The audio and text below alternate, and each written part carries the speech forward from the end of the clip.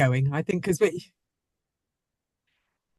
first thing I'd like to say about the recording is everyone okay with that? So I should have said that first of all. Everyone okay? Because we're just recording the session for anyone who may have missed the seminar. Okay. Everyone seems all right there. Lovely. Okay. And then the second thing, make sure we're looking at Green Schools travel so that you're actually in the right room. Okay. And then any questions that you do have, please put them in the chat at the bottom there. You'll see the option for chat. Do type them in there and we'll keep a record and we'll have a look at them as they pop up. And we'll definitely get a chance at the end as well to hopefully go through some of your questions. So to introduce ourselves, first of all, my name is Angela and I am the team leader for the Munster area. And I'm also a travel officer, so I get to work with schools and be in schools, so experience on all different levels what's involved in the role. I'd like to say thank you as well to Edwina. She's here presenting with me this evening. And Edwina is a senior travel officer and she works in Waterford, Cork, and a few schools in Tip as well. And then Kira very kindly has joined us to help with moderation this evening. And Kira is also a team leader for the Leinster area. And she will be working with a few schools in Tipperary. So you will see her coming into a few of your schools. And then we also have David joining us this evening. And David is a travel officer and he will be working with schools in Tipperary and Limerick. And I suppose, and I should say, I work with schools in Cork, Kerry and Limerick as well. And you'll see a few other images up on the screen there as well, because I suppose your most important resource as part of your travel work is the support that you get from your Green Schools travel officer. There are 30 dedicated travel officers throughout the whole of Ireland. And our role is to come in and support you with the programme, offer workshops, go through resources with you, help you through the 7 steps. So we have a wonderful person called Lisa, who's based in Cork City, who is a travel officer, senior travel officer. We then have Kath, who is based in Cork County mainly, and Kath is also a senior travel officer. And then Sarah is a travel officer and she's based in Clare. So that's just to give you an idea of a few of the faces that you may have seen already. It's very likely we've all been in contact with the schools that we're working with, but also today is just a chance to meet some of us. So if we move on, yeah, thank you to the travel theme. We thought it was best just to, so that everyone's aware of what we're aiming for, what we're trying to work on, what we're looking for. So it's to encourage students, parents and teachers to walk, wheel, cycle, scoot, park and stride, use public transport or carpool instead of using the private car on the school run. So that is the aim. So we're a valuable resource. We'll be with you for the next 2 years, helping you through whether it's workshops, whether it's talks with parents, board of management, schools, so on. There's a pile going on, but the handbook, as has been noted already, we have sent a PDF of the older version. So that's the one you see up on the screen there, because the content will very much remain the same. It's the 7 steps, so the content will remain the same. Maybe just a few facts and figures are updated and so on. So please do have a look through that handbook. And even specifically at the back of the handbook, there's a great calendar there that will help you with your year 1 work and your year 2 work. It's related to the 7 steps per year, per month, so you get an idea of the various activities that we either deliver, we'll work with you, or the various call of actions throughout the year as well. And then the Green Schools toolkits, I did put a few pictures and images of some of the toolkits, but we will, that's fine, Edwina, we will go through those with you when we're in on our visits, because between no idling, there's speed toolkits to do with the Love 30 toolkit, there's air quality, climate action. So a pile of resources, but the most important thing is you will cater the programme to the needs of your school and you'll decide what will work for you. So if we move on to the benefits there, this is where, if you wouldn't mind, in the chat box at the bottom there, so if you click on there, the chat will come up. What do you think are the benefits of active travel? So if we're thinking of walking, we're thinking of cycling around. For us as adults as well as for children, what are the benefits, do you think, of active travel? So if you could type in a few answers there and we'll go through them and we'll see what you come up with. So let me see, I'll open the chat there because at the moment, yeah, I can't see the chat, but it's no doubt. Let's have a look. Well-being, definitely. Okay. Less stress, more fresh air. What a wonderful world. Yep. Exercise, safety, definitely. So All of those, less pollution, definitely. And if you think about the Green Schools program, we are looking at our health, our well-being, our mind, the environment around us. Mental health improves, definitely. Environmental, physical and mental health, environmentally friendly, get some exercise alert, saves money. Yeah, all of those. Happier students, way more alert when we arrive in the mornings too. So that's the type of thing when we even come in and work with the students, we'll always look at the benefits. Yes, there are issues, there are concerns, there are problems, and we'll address those as well in our workshops. And we'll talk about them slightly later on in this seminar as well. So the next slide, I'll move you over to Edwina. And thank Hi, you for those everyone. comments. I know Joanne did mention these 7 steps. So anyone who is familiar with Green Schools or has been a coordinator on another flag or another theme will know these 7 steps.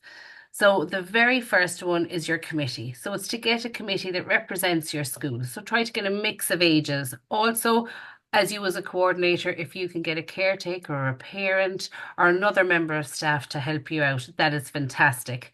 That is your key. Your committee is your key for it.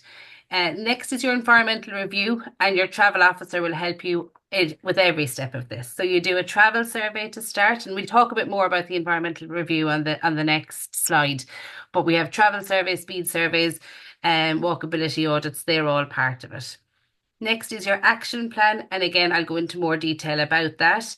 Monitoring and evaluation. So, as you go through the 2 years, it's really important to keep on top of monitoring how you're doing. This then will feed into your action plan. If you feel like, oh, we've fallen back on a certain initiative, okay, we need to put that back into our action plan. We need to do something more about that. Monitoring and evaluation can be as simple as scores on the doors, we call it. So it can be a hands-up survey that the committee can go around and ask everyone how they travelled to school that day. And they just put their hands up who walked, who cycled, who came by car, who came by bus, how they travelled to school. It also keeps it in the forefront of every student and teacher's mind if they're going around from class to class fairly frequently asking these questions. So it's a good way of informing as well. Your curriculum links, again, anything you do in class related to travel. So it might be for your green code, it might be a song, it might be a poem, it could be English music. If we do mapping with your school, it can be geography. So there's loads of curriculum links. Try to get the other teachers to let you know what they're doing. But again, in the handbook, there's a full list of curriculum links that will really trigger you into thinking of the links you can make as well. Informing and involving, that's another big one. Many ways of doing this. I suppose the first one is your Green Schools notice board, which is really important to have that in a place where people can see when they come into school. Be proud of it. Make sure you have your committee's names up there and photos if you can. Um, Also involving the whole school. So if you have assemblies in the school, making sure Green Schools is part of that. If you have a newsletter, make sure Green Schools always has a little article in that. Social media is a huge one now for schools. So if you have Instagram, Facebook, Twitter, any of those, or X as it's called now, if you have any of those, make sure you're updating parents on what your Green Schools Committee is doing. And informing the wider community as well by using social media or newsletters or parish letters. They're all really good ways. And your green code then is step 7. Now, I'm sure every Green Schools travel officer has a different view on this. I always put this up closer to the top. I think it's a really good way of getting the school involved. So a green code is any slogan to do with travel. You have to do it for all of your flags. So this one is specifically related to travel. So again, it can be a song, a poem, anything at all you want. I've had raps, I've nearly had interpretive dances at this stage. So it can be anything at all that your school, a lot of schools do it as a competition. So it could be a competition between classes or between groups, or between individuals. And again, it's up to yourselves who judges it. It can be the committee, teachers, whoever, but it's a really good one to get the whole school talking about it. Your environmental review, then step 2. So again, your travel officer contact us for all the help you need on these. So we actually have travel survey templates that we can give to you. So we've travel survey templates that will show you exactly what you need to fill in. And again, for your environmental review, it's basically a baseline. Where are we at? What have we got at the moment? And then this feeds into your action plan. So from your environmental review, you get to see exactly what's needed in your school. And it's really good to just focus and see what's needed. Speed surveys, again, are a really enjoyable one. As travel officers, we all have speed guns now. So we go out and we have all our little mini Gardaí with us, and we go out with the committee and we take speed, and we do a speed survey outside your school. So if speed is an issue outside your school, this is a really, really good one. It can be then sent to the local authority or the Gardaí, and you can ask for things. And this is all part of the citizen science side of things as well. How do we get things done?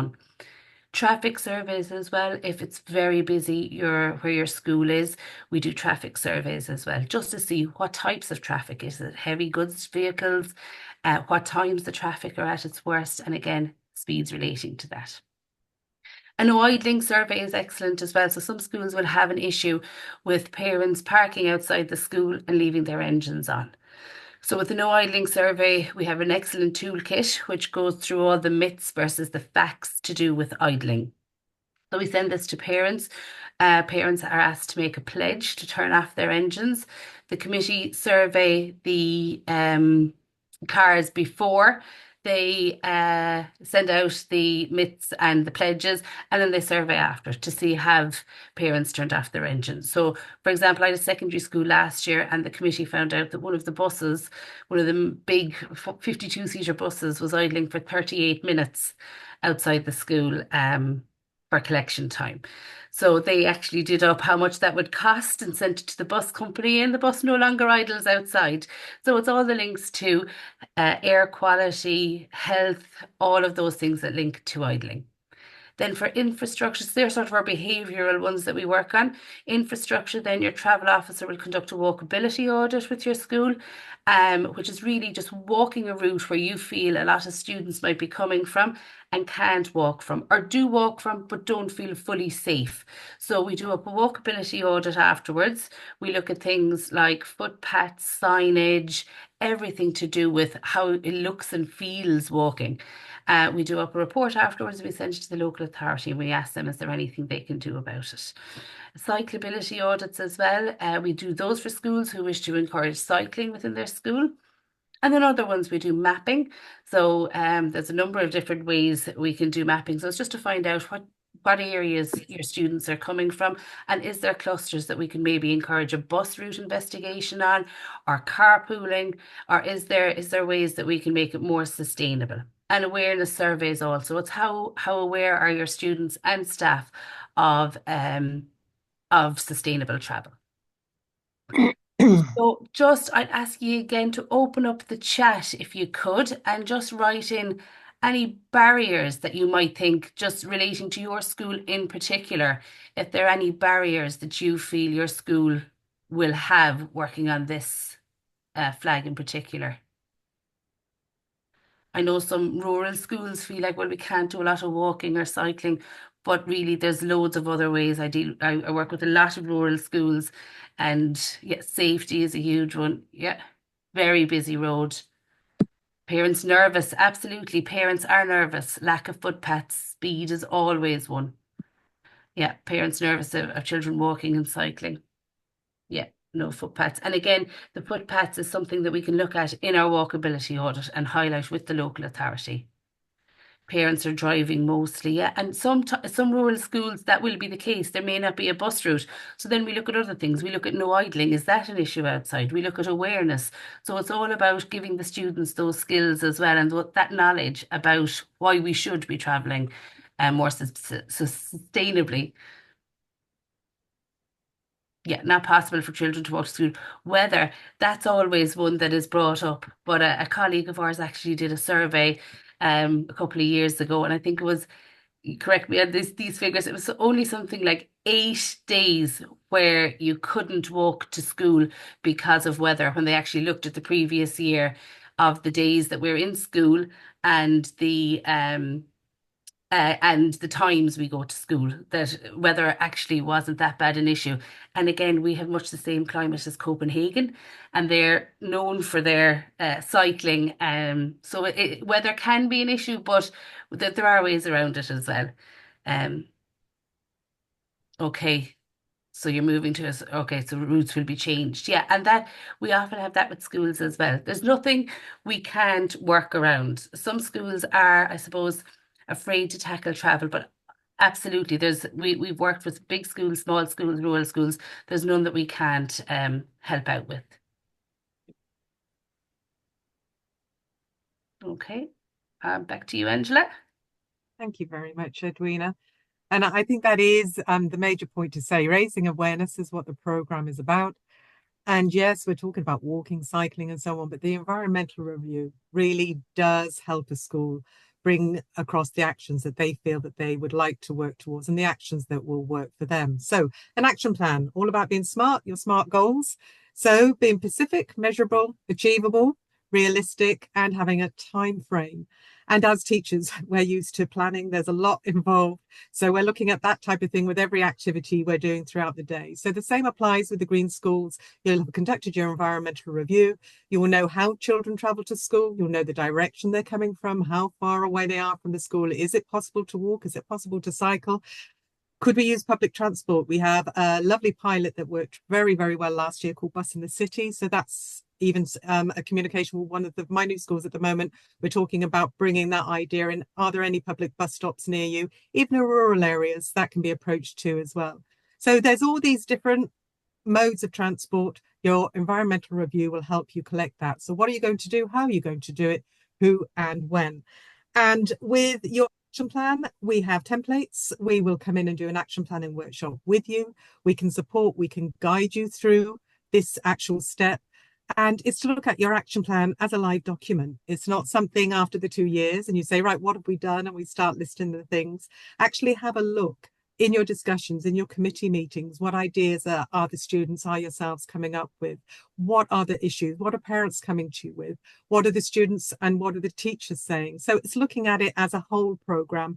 And that way, if you've got the support of everyone around you, that's where we often see the most success. So it's giving yourself the actions, but also then who's going to be responsible. So who's going to take them on board? Who's going to work through, follow them through, giving yourself a time frame.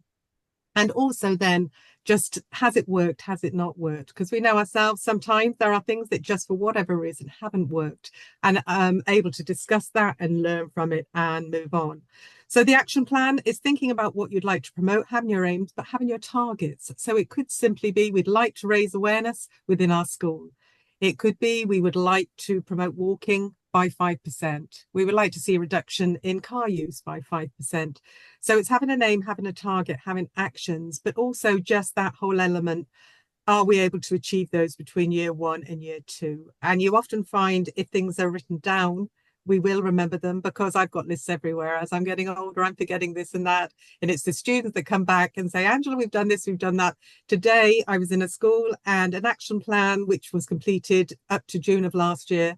I came back today into the school, they're a year 2 school, and they said, Angela, we've done the green code. And it was just a list of things that they had said that they promised they would work on. And it was a lovely celebration going into that school today, because they were able to say the action plan kept us on track. So it's a live document, we have templates, and we'll be able to offer you support with that.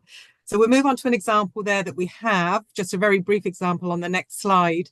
And so with this particular idea, it's looking at increasing the number of students walking. So that's what we'd like to do. In this school, they wanted to participate in the National Wow Day, and we'll talk about that because next week is our National Walk to School Week. And then how's this going to happen? So it's about raising awareness in the school. Today, the children said, we're going to put on the intercom service every morning. We're going to get on and give people a reminder. 5 days down to the Wow Day. Next day, 4 days down to the Wow Day. So that was specifically looking at promoting walking. Identify a park and stride location. So your mapping exercise will help with that activity. Who's going to do this? Well, someone has to follow it through and make sure that things are actually being achieved and worked towards. So it is often the committee, and the Green Schools Coordinator will come up with the initial ideas, But for it to work, the whole school have to get on board. So it's having all the staff, all the students, the wider community, and many of our wow days, many of our walking days, and I'm talking about walking here because that's the action plan. They're a huge success when everybody gets involved. You have the dogs, you have families with prams bringing along. We've seen horses arriving at school, we've seen tractors, we've seen lots of different things in our time, in our experience working on the program. But the action plan, it gives you a guide, is something to follow through. And so then when, for this particular school we put down next week, because it's Walk to School Week, it's the 9th of October, 2024. So that was a simple discussion I had with a group of students today, and they were able to say, we've done this, this, this, and this, and they were planning ahead. And I suppose a lot of schools now, if you've got an online service or a Facebook page, Instagram, all that type of thing, a lot of promotion so that everyone knows what's happening. So your targets can be to raise awareness of sustainable travel. It could be, I would like to develop carpooling. It could be, I want to promote public transport. It could be, we don't have a bus service. We'd like to introduce one or at least explore and find out. Your action plans can involve anybody in the wider community, from your local guard, from a grandparent on Grandparents' Day who might talk about how they travelled to school when they were younger. You could have a local lorry driver who might come in and talk about the dangers, the hazards of, if you are on the road, just being sensible around these vehicles. So an action plan keeps us on track, okay? So the next slide there, and I'll move you back to Edwina. Thank you. Yeah, so on your Green Schools travel flag, there's loads of supports that you can get. So we offer fully funded cycle and scooter parking. So the application form for this will be out the end of this month, and your Green Schools travel officer in your area will notify you of it. But you can apply for scooter or cycle parking, which is a great addition to have in your school when you're asking children to cycle.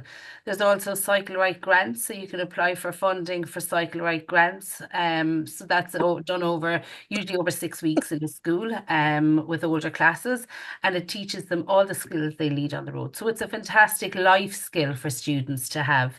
Getting gear then, again, get onto your travel officer about getting gear. So what that is, it's teaching either parents or teachers how to go on the road with their children, how to teach their children to cycle safely themselves. So that's a really, really good program that your travel officer can work on with your school on as well. Then I know Joanne mentioned some of these, but these, I suppose, are really the ones that the travel flag are directly related to. So our call to action events. So we have our National Walk to School Week next week. And as Angela said, our WOW Day is on Wednesday the 9th. So if you are taking part, please get your figures in for this as well, because that's really, really important to see how many people are walking on Walk to School Week. And there's prizes that I'm sure you've gotten emails about it already. And if not, you can check out our website. So there's prizes for schools who put in their numbers. Also, Climate Action Week. So a lot of schools may do initiatives for this. I know some of my schools are starting their no idling survey for Climate Action Week. So there's lots of things you can do for Climate Action Week. Green Skills Week. This is specifically for secondary schools. So again, it's Joanne went through all the workshops being offered on that. So it's really, really good for the committee in secondary schools to get involved with. Clean Air Week is another one. In November, we have the Big Travel Challenge in February, National Bike Week in May, to School Week. Your travel officer will inform you of all the resources, workshops that we offer during all of these weeks. So we will help you get involved in these if it's something in your school. And I think we've spoken quite a bit about the Walk to School Week just because it's next week. It's fresh in our minds. So yes, you will have received information. And again, the resources, because for some schools, walking may not be possible, or if you're just starting off the program, you may want to kind of wait a tiny bit to get things up and running. So the resources, they can be used in the classroom, outdoors. It's all about raising awareness. That's the most important part of any call to action week that we do hold. And even today, the school I was in, we were talking about Clean Air Week. So they are doing a walk, but they've looked at things already planning ahead. So if you can, they're there, they're options. And the resources are excellent actually for all of those weeks. So please do have a look at them when they come through. And they can be used at any time in the year as well. It doesn't necessarily have to be in that specific week. So the anti-cycles, this is mainly for secondary schools because I know we have a few on the chat this evening, a few on the seminar. So this is a program anti-cycles. So in Ireland, only 1 in 250 of girls cycle to school regularly, compared to 1 in 25 of teenage boys. So the Anti-Cycles campaign, it was developed to explore, understand, and address barriers to cycling for teenage girls. And it focuses on encouraging young women to embrace the practice of cycling, recognizing and discussing why they feel that cycling might not be for them, and investigating solutions to overcome the identified obstacles. So it's a great campaign that we've been working on over the last while, and this year now with the Ambassador Programme.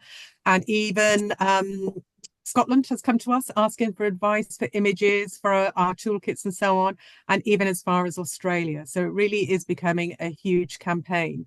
So the campaign aims to be inclusive of trans and intersex women and girls, as well as non-binary and gender fluid people who are comfortable in a space that centres around the experience of young women. So to become an ambassador, on the next slide, we are selecting between, I think, 10 to 15 schools, and it's schools that have worked on the travel theme or are working on the global citizenship, any of those previous themes. And schools can apply at the moment. So if you're a secondary school and you're interested, please do put in your application there for review.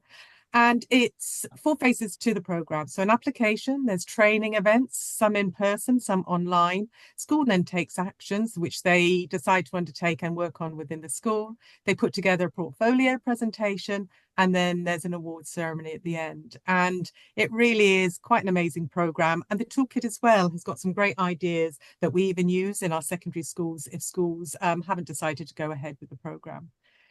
And then on to our next slide. News and events. So we have a newsletter there, and that's a QR code that actually links to the newsletter. But also that we have a new Instagram channel as well for Green Schools Travel. So much as work has been happening over the last while that we now have our own channel, and we have a live calendar as well. It shows various events that are happening throughout the year. And I see Kira there has put those links in our chat. So it's also on our website. So do have a look if anything is updated throughout the year. Also, they have been sent to schools as well. So that's just allowing us all, I suppose, making us aware of what is available throughout the year if you wish to get involved. And ask your travel officer, because we're full of ideas. And if you're not sure about something, and do publicise and promote all your good work through your own social media as well. And then we'll move on to our funders. So the Department of Transport actually fund the Green Schools programme, and the NTA support our programme. And I'd also like to say a huge thank you to the local authorities as well, because our environmental awareness officers, because they help with funding, but also they're on the ground. They go into the schools, they visit as well. So I'm sure most of you will have an idea or will be in contact or will know your environmental awareness officer. And I think that's why the programme works so effectively. It's a communication between ourselves, Green Schools, and our local authority. So I think we just to show the savings, but that had been done originally. That you've already seen that in the main breakout room, and I think it'd be good to get a few questions. If you have any questions, I'd like to thank Edwina as well and Kira for presenting. Any questions that you may have, and it can be on any level. And if you wish, actually, we can stop the recording now, and then that way, if people